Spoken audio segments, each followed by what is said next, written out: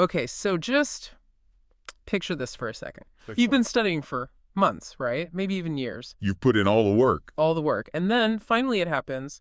A native speaker just casually asks you a simple question. The moment of truth. Exactly. So go on, ask me. Okay, so how was your weekend?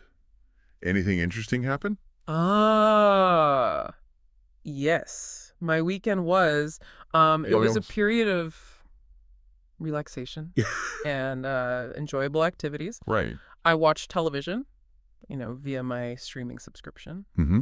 I consumed a documentary. A documentary. Cool. About what? It was regarding the proliferation of non-avian dinosaurs. Yes, proliferation. During the late Cretaceous epoch, I experienced great pleasure. Ouch. I think I heard a gear grind in your brain right there. That was a linguistic traffic jam. It was painful. You knew the vocabulary, right? I mean, proliferation, Cretaceous epoch, those words were definitely in there somewhere. They were, but they would not come out. Not naturally. It felt like I was building a car engine from scratch instead of just driving. And that's the whole thing. It was halting. It was stilted. It's that moment where your brain just goes into full meltdown mode. I totally froze. I have all these isolated words in my head, but connecting them fast when someone is looking at you, it felt impossible. That gap between what I can read and what I can actually say, it's agonizing. So have you ever had that happen?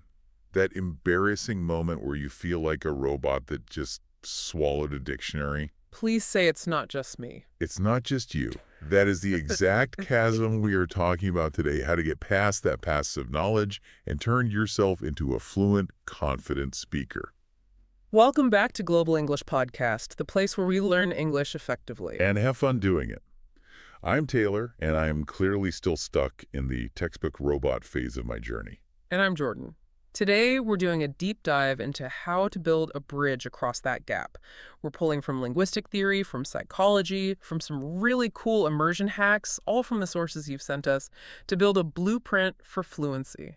A blueprint is what I need. My personal mission today is to never again describe a dinosaur documentary using formal, isolated nouns. We can make that happen. But before we fix this mess and make sure you never freeze up talking about your weekend again, please hit like and subscribe to Global English Podcast right now. It really helps us out. Okay, let's get into the deep dive. So that disastrous intro really proves the core problem we're talking about. Right. Knowing words is not the same thing as using them. So why is that? Why is there such a huge difference in your brain between just, reading something and actually speaking? It really comes down to cognitive demand. I mean, they're fundamentally different processes. Passive knowledge just kind of sits there in one part of your brain. Like a library. Exactly, like a library. But speaking fluently, especially spontaneously, requires all these complex, real-time processes to fire at once. We're talking about lexical retrieval under pressure. Lexical retrieval. So grabbing the right word at the right time. Instantly. And a lot of our source material points to this great debate between two linguistic heavyweights, Stephen Krashen and Meryl Swain. Understanding them is kind of the key to the whole puzzle. Okay, let's get into it. This is the whole input versus output thing, right? The two big pieces you need for acquisition. You got it. So on one side, you have Stephen Krashen. He was the champion of what's called the input hypothesis. The input guy. The input guy. His whole argument basically was that we acquire language naturally, almost unconsciously, when we receive what he called comprehensible input. Comprehensible input, meaning stuff I can mostly understand. Mostly, yeah. He had this famous little formula for it, I+1. Right, I've heard of this. So I is my current level, what I already know, and the +1 is that little bit of new stuff, the new word or grammar point that I can just about figure out from the context around it. Precisely. The input has to be just a little bit above your current level. It forces your brain to act like a detective, use the clues from the situation, the other words, to piece together the meaning. So you're not looking up every word, you're just kind of absorbing it. You're absorbing the structure. Krashen really believed that input was the essential building block. It's the data acquisition phase. You read, you listen, and your brain is silently building a map of the language. Okay, so if I'm watching a movie and I get, say, 85% of it, but I can follow the story and guess the other 15%, that's perfect, comprehensible input. That is high-quality fuel for your language brain Uh-huh. that builds your internal database. Yeah. But, and this is a huge but, if input is all you need, then why did researchers find that students in French immersion programs You get tons of input, right? massive amounts of comprehensible input for years, Mm. but they still really struggled to speak and write fluently? They had all the data in their heads, but they couldn't perform. That sounds exactly like me in my dinosaur documentary. Lots of passive knowledge, zero performance skills. And that is where Meryl Swain comes in with her output hypothesis. This is absolutely critical for developing fluency. So the other side of the coin. Right. Swain argued that just receiving the data isn't enough. You have to produce language, you have to speak, you have to write, because that act of producing forces your brain to do three specific things that just listening can't. Okay, what are they? What are these three magic things? So the first one is what she called the noticing gap function. Noticing the gap. Yeah. When you try to speak, like you did about the documentary, your brain is forced to realize, hang on, I know the word proliferation, but I actually have no idea what verb or preposition to use with it to make it sound natural. Ah, so it's the failure that makes you notice what you're missing. The active attempt shines a spotlight on the specific gap in your knowledge. That's what pushes you to get better. Input alone doesn't do that. That makes so much sense. I didn't know I needed a specific grammar rule until I tried to use it and failed completely. Exactly. The second function is hypothesis testing. Testing my theories. Basically, yeah. Every time you speak, you're testing a little hypothesis about how the language works. You try a sentence structure. If the other person understands you, great, your hypothesis was right. And if they give you that blank, confused stare. Hypothesis rejected. Hmm. Your brain goes, okay, that didn't work, and you adjust your internal rules. And the third one is the metalinguistic function, which is just a fancy way of saying that producing output makes you think about the language consciously, which you need to do for more complex stuff. Wow. Okay. So input gives me the database, the raw materials, but output forces my brain to actually use the database, Right. to access the files, organize them, and, perform with them under pressure. You need both. If you never practice the retrieval part, the performance part, you'll always freeze up. So that's the big picture theory, but what about fluency itself? Is it just knowing a lot of stuff, or is it something else? That's a great question. And the research actually treats fluency as a separate thing. It's a performance-based variable. It's not just what you know. It's how you use it. It's the ease, flow, and continuity with which you can use it in real time. We looked at this really detailed study of Vietnamese university students, and it broke down the specific factors that influence that real-time flow. Okay, I need this. Give me the data. What is it that's stopping us from sounding fluent?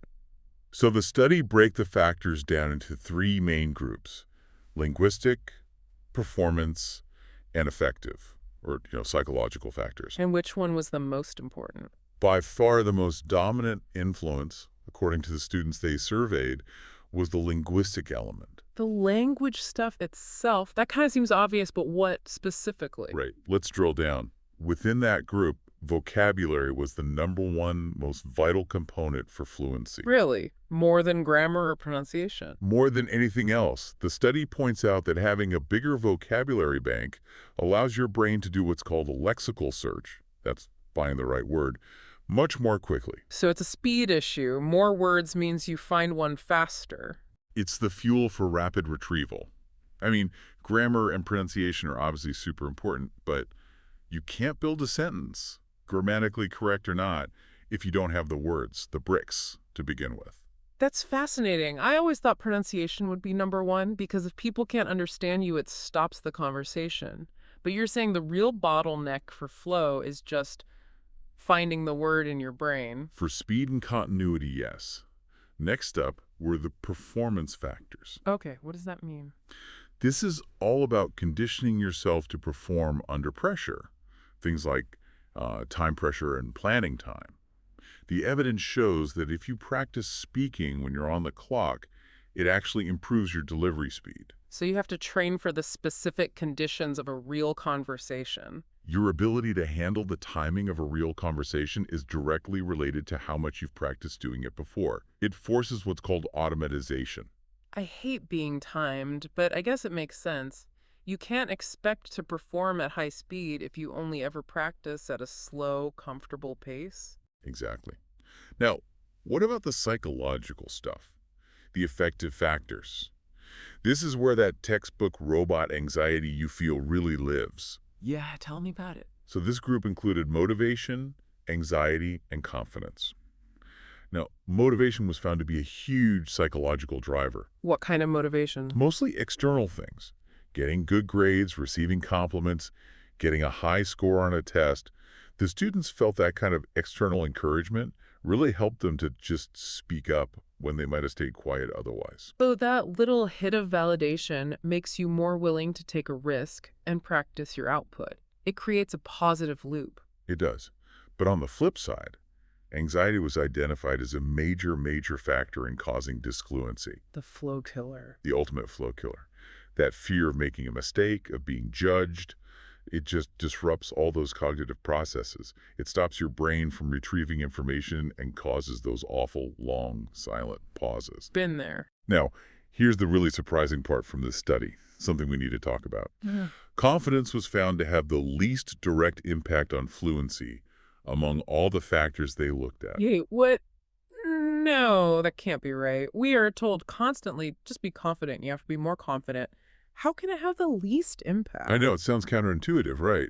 But the distinction they're making is crucial. If I feel confident, I'm less anxious, and so I speak better. That seems like simple logic. And that's the point you need to really grab onto. Yeah. The study distinguishes between confidence, which is an internal feeling, and fluency, which is a measurable, performance-based metric of speed and continuity. Okay.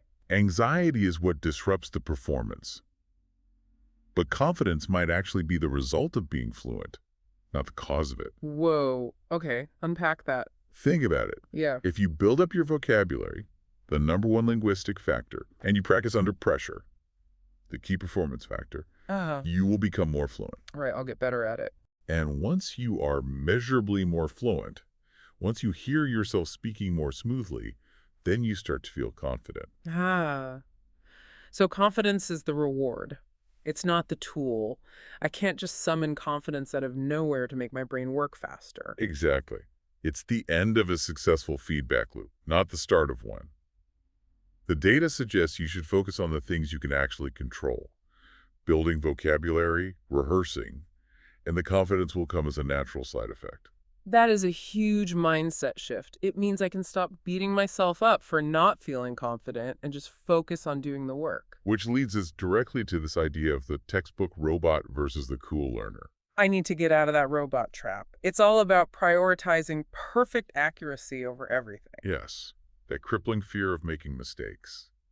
The robot brain thinks it can only speak if it can guarantee a 100% error-free sentence. And that was me with the dinosaur thing. I was trying so hard to use the correct, impressive word like proliferation that I couldn't just say, I watched a show about how dinosaurs multiplied really quickly. Right.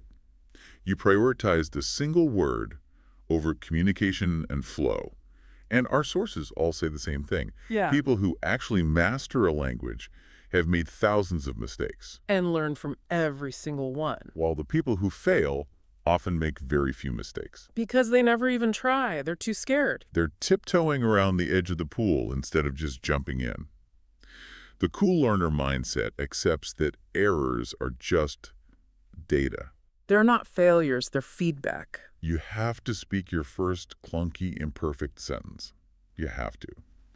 And then you slowly refine it over time. Don't wait for perfect grammar before you try to share an idea. Make the mistake, figure out the correction, and move on. It's a scientific process. The mistake shows your brain exactly where the gap is. It triggers Swain's noticing function. The more mistakes I make and correct, the faster I'm actually learning. That reframe is everything. Okay, so we know what we need to do. We need input, we need output, and we need to not be afraid of mistakes. Hmm. But how do we actually do it consistently? Right. We've established that motivation is what's unreliable. It's a muscle. It gets tired. It's totally gone by 8 p.m. for me. Exactly. If you're betting your language success on just willpower, you're basically planning to fail on any day you're tired or stressed. Which is why I quit that grammar textbook after 2 weeks. It was pure motivation, and it just ran out. So what's the alternative? The key is to replace that temporary motivation with a bulletproof habit. A habit. We're taking a page from authors like Charles Duhigg and James Clear here. We focus on the cue, routine, reward loop. A habit is just a mental shortcut your brain creates. It's an action that becomes so automatic you barely have to think about it. You want the language practice to feel harder not to do. That's the goal. Mm. We want to achieve automatization in our practice. There was this famous patient, Eugene Pauly, who had severe amnesia, couldn't remember his own kids, couldn't remember what he ate for lunch. Yeah. But he could take a walk around his neighborhood every single day and never get lost. How is that possible? Because that walk was wired into his brain as an unconscious habit loop. It was completely separate from his conscious memory. That's the level of automatic we want to build.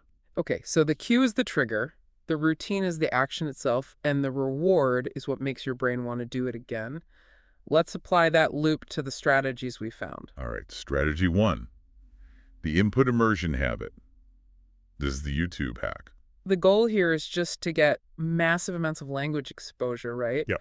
Without having to buy a plane ticket. Hands-free, high-volume, comprehensible input. You want to weave it into a routine you already have. Okay, my routine is checking YouTube every morning with my coffee. It's an addiction. So how do I switch that to my target language without it feeling like a chore?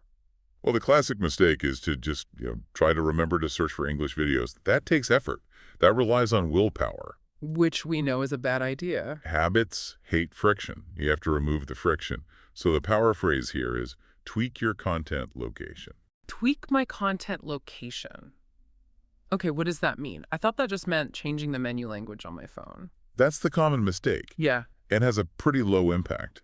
This tweak is way more powerful because you're hijacking the recommendation algorithm itself. Ooh, I like that. You're not changing the display language.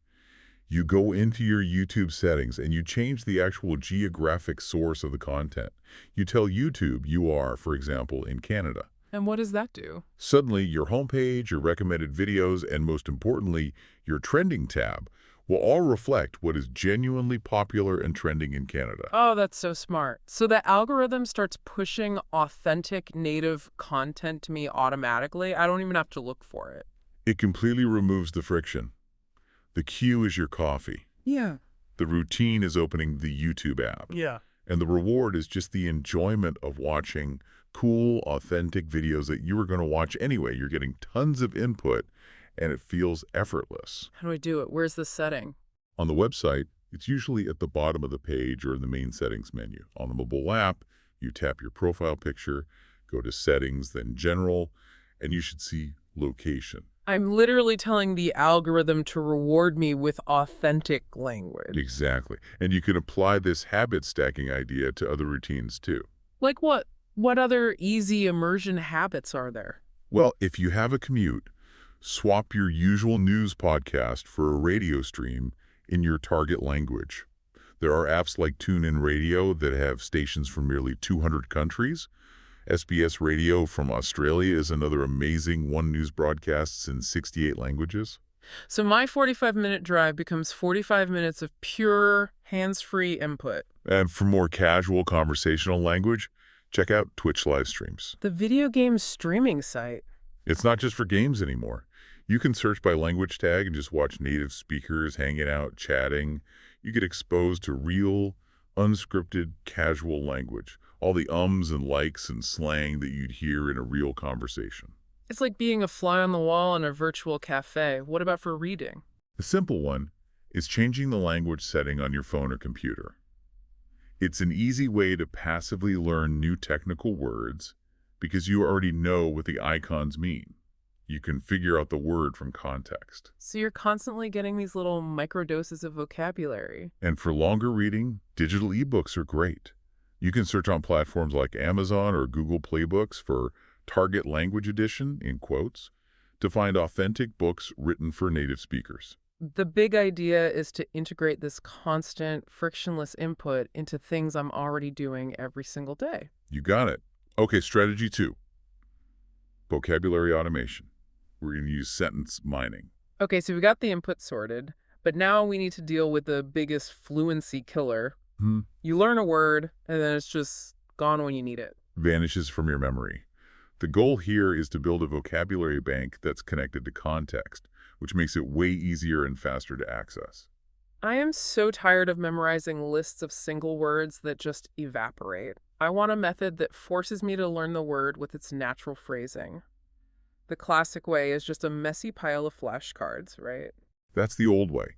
It lacks context, it's inefficient, and it leads to those textbook robot answers we talked about. The power phrase here is targeted sentence mining. Sentence mining. So what is it exactly? It's the practice of collecting entire sentences from the authentic stuff you're watching or reading. You're learning words as they are actually used in the wild. So instead of just learning the word wait, I'd learn the whole chunk. I can't wait to see you again. Exactly. And that's crucial because your brain starts to store the language in these ready-made chunks. They're called formulaic sequences. And that's what makes you sound natural and fluent. You're not building every sentence from scratch. You're just grabbing a prefabricated part. Now, there is one absolutely crucial, non-negotiable rule to make this work. Okay, what is it?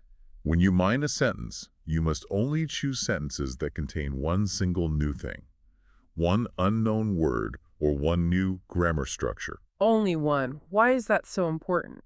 If you pick a sentence with 3 new words, your brain gets confused. It might link the wrong meanings together, or you just get overwhelmed and forget the whole thing. One new element per sentence keeps it targeted and efficient. Targeted, not chaotic. Okay, so I find my perfect sentence with one new word.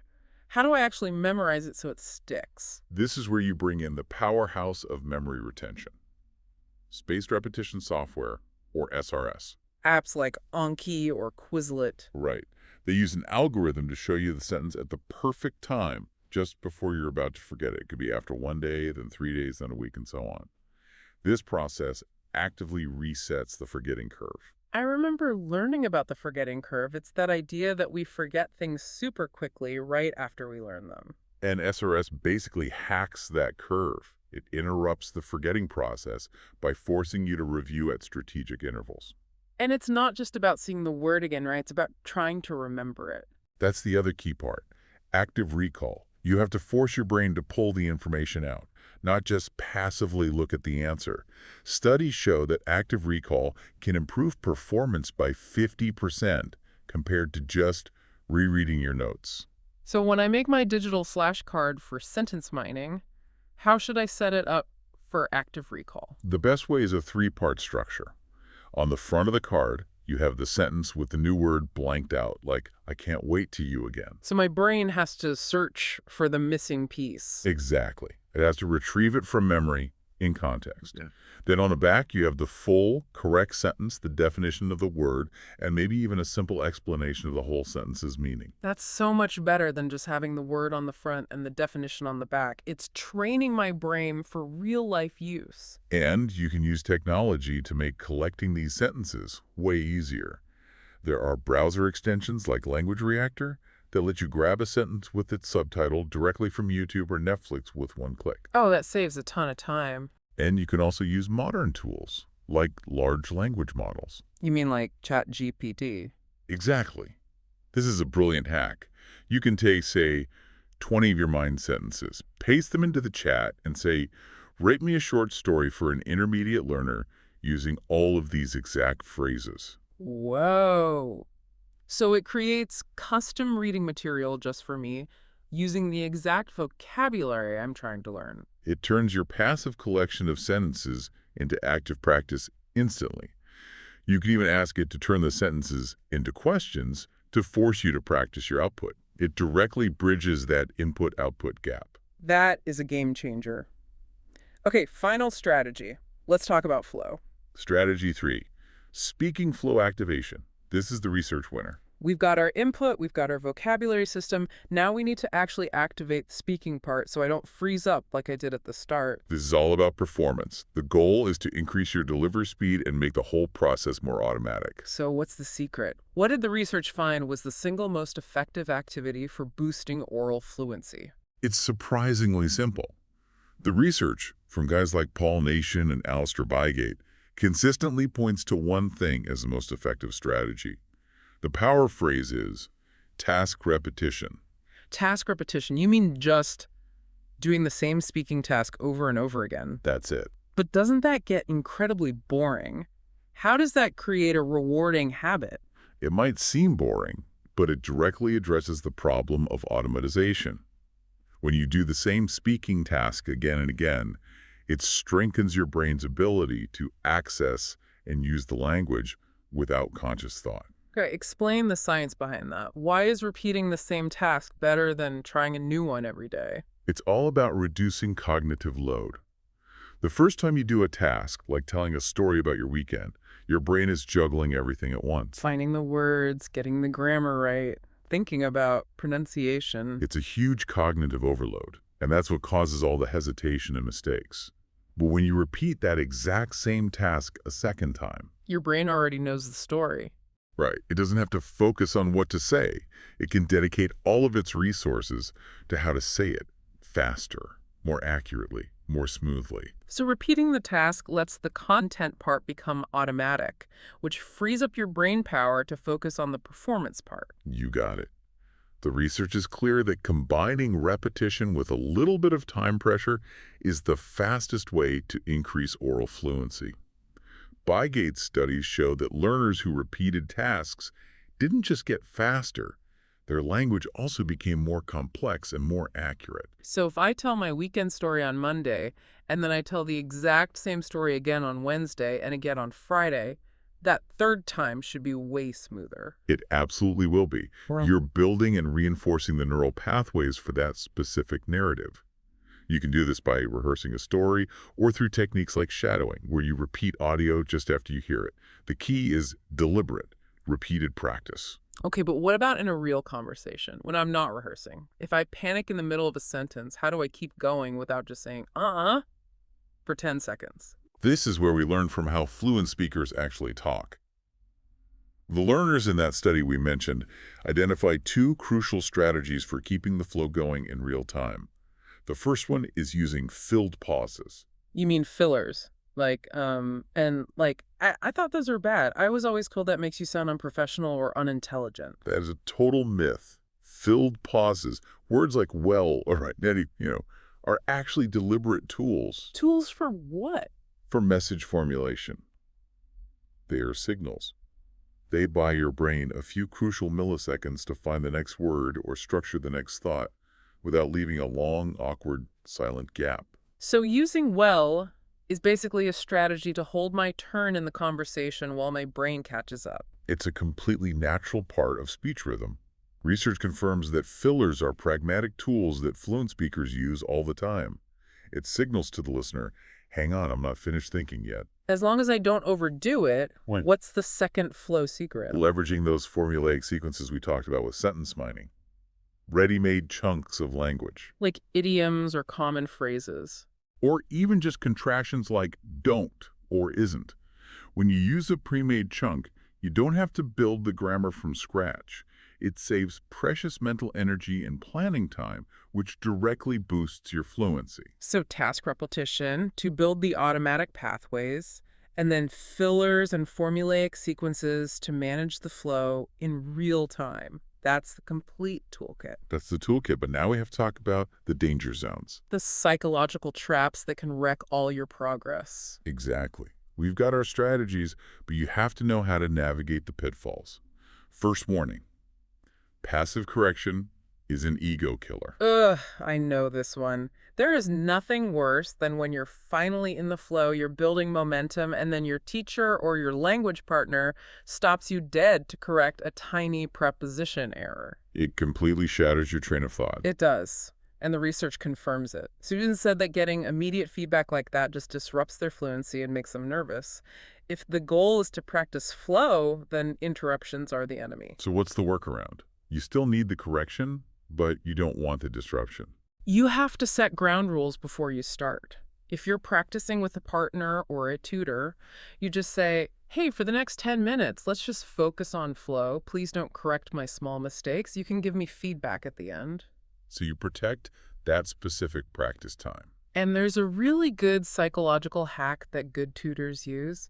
Instead of pointing out your mistake directly, which can feel a bit like an attack, What do? they just repeat your sentence back to you correctly as a form of affirmation. Oh, that's subtle. So if I say, I went holiday to Spain, Your partner would just say, oh, you went on holiday to Spain. That sounds amazing. Tell me more.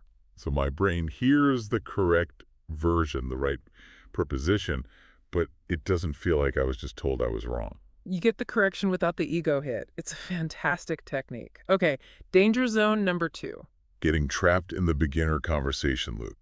Oh, this is a huge problem with language exchange apps or meetups. It's that feeling of having the same conversation over and over and over again. Where are you from? What is your job? What are your hobbies? Exactly. You get really good at your 2-minute introductory script, but you never learn any new vocabulary or tackle more complex ideas. You just stagnate. It's the definition of a learning plateau.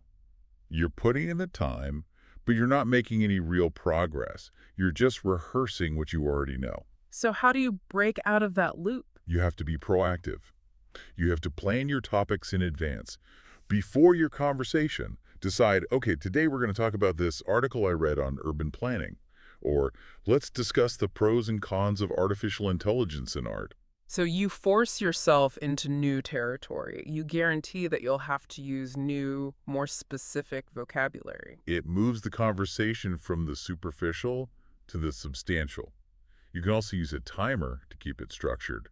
10 minutes in your language, 10 minutes in their language. It keeps it focused. And if your partner isn't willing to do that and just wants to dominate the conversation, That might be a sign that you'd be better off with a structured tutoring session, where 100% of the time is dedicated to your goals and your output.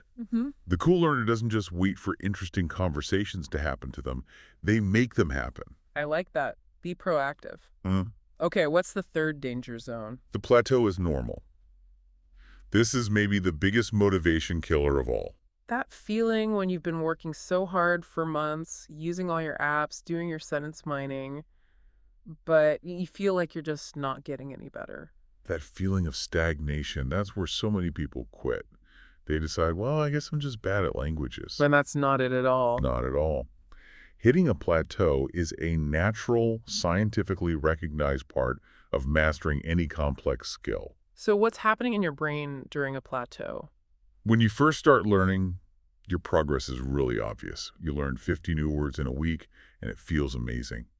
But a plateau often means your brain is busy doing deeper work. It's integrating all the little pieces you've learned into a more complex, efficient, unconscious system. So a plateau isn't a sign of no progress. It's a sign of a different kind of progress. It's consolidation. Precisely. The progress is happening under the surface. But the challenge is psychological. You have to know that it's normal and just keep going. Don't delete the app. Keep doing your reviews. Keep watching your videos. You have to trust the process, even when you can't see the daily results. Because eventually you will break through the plateau. It always ends. Yeah. And you often have this sudden surge in ability. But you only get there if you persist through the flat part. And that's where those bulletproof habits come in. If the practice is automatic, you'll keep doing it even when your motivation is low, and that's what will carry you through the plateau. You will win out against the language learning blues. That was an incredible deep dive. We've gone from theory to psychology to very specific tactics. Let's do a rapid-fire recap of the biggest takeaways. Let's do it. First, forget about motivation. Build a habit loop. Cue, routine, reward. Make your language learning automatic and inevitable. Next, become an algorithm hacker. Use that YouTube content location tweak to turn your feed into a constant stream of authentic, immersive input. Then, to make vocabulary stick, use targeted sentence mining. Collect sentences with only one new word and use spaced repetition software to reset the forgetting curve and force active recall. And what the research says is the #1 fluency booster, task repetition. Practice the same speaking task over and over to build speed and automatization by lowering your cognitive load. And finally, to manage flow in real time, use natural filled pauses like well or, to hold your turn, and use formulaic sequences, those pre-made chunks, to sound natural and save brain power. I am no longer a textbook robot. I am officially a cool learner. I'm smart now. That's the mindset. All right, now it's your turn. We have a challenge for you, the listener, to put this into practice right away. Your challenge for this week is to become a task repeater. I want you to find one short English news clip or a little podcast segment. You can use TuneIn Radio or SBS Radio to find something. And what do they do with it? You are going to summarize that clip out loud. And you're going to do it 3 times over the next 3 days. The same clip, the same summary, 3 times. And make sure you pay attention to how that third attempt feels. It should be noticeably smoother, noticeably faster. It's guaranteed to show you the power of repetition. That is all the time we have for this deep dive on fluency. If this helped you feel a little less like a robot, please hit like and subscribe to Global English Podcast one last time. We will be back soon with another shortcut to help you become well-informed. And we leave you with this final thought to chew on. Fluency isn't some magical state you achieve just by studying. It's a performance skill. And like any performance, it's honed through consistent rehearsal. Focus on the rehearsal, and the confidence will take care of itself. See you next time. I'm smart now. Bye.